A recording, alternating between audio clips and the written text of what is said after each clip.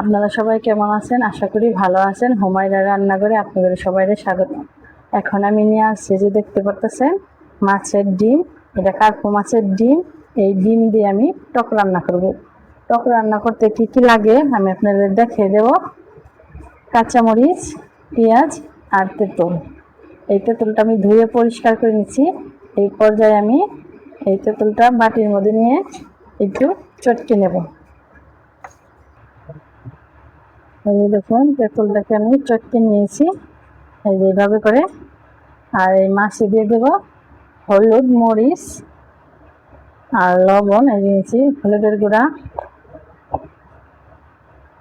মাছের গুঁড়া আর নিয়ে নেব ধনিয়া গুঁড়া আর স্বাদ মতো লবণ।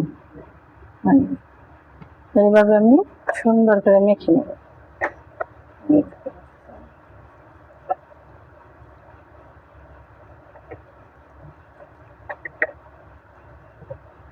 আমার মাখানো হয়ে গেছে।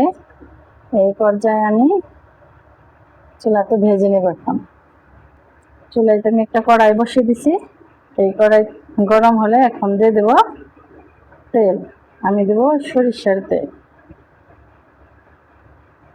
সরিষার তেল গরম হলে এই পর্যায়ে দিয়ে দেব পেঁয়াজ কুচি, কাঁচামরিচ কুচি।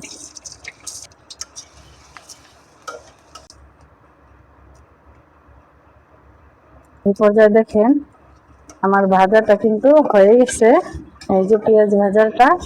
এই পর্যায়ে দিয়ে দেব আমি মাছের ডিম। এই দেখতে পাচ্ছেন মাছের ডিম দিয়ে দেব। ডিম দিয়ে ভালো করে নেড়ে চেড়ে নেব। এই পর্যায়ে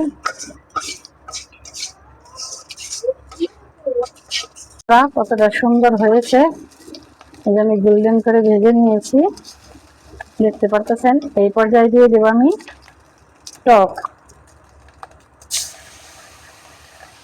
টকটা দিয়ে একটু নেড়ে চেড়ে নেব।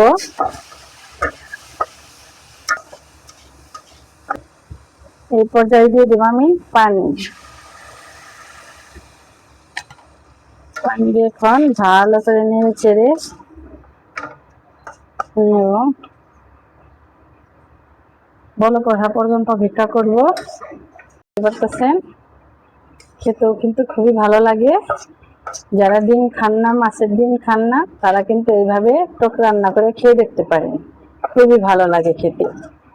এই পর্যায়ে আমার হয়ে গেছে, আমি নামিয়ে নেব। এই যে দেখুন কতটা সুন্দর হয়েছে মাছের ডিমের টক। এইভাবে রান্না করে খেয়ে দেখবেন, খুবই ভালো লাগে খেতে। যারা মাছের ডিম খেতে চান না তারা এইভাবে রান্না করে খাবেন, খুবই ভালো লাগবে খেতে। এই যে দেখেন কতটা সুন্দর দেখা যাচ্ছে। যতটা সুন্দর দেখা যাচ্ছে ততটাও কিন্তু খেতেও খুবই ভালো। এইভাবে রান্না করে না খেলে বুঝতেই পারবেন না এটা কতটা স্বাদ। লাইক করবেন, শেয়ার করবেন, কমেন্ট করবেন। আর সুস্থ থাকবেন, ভালো থাকবেন, সাবধানে থাকবেন। আল্লাহ হাফেজ।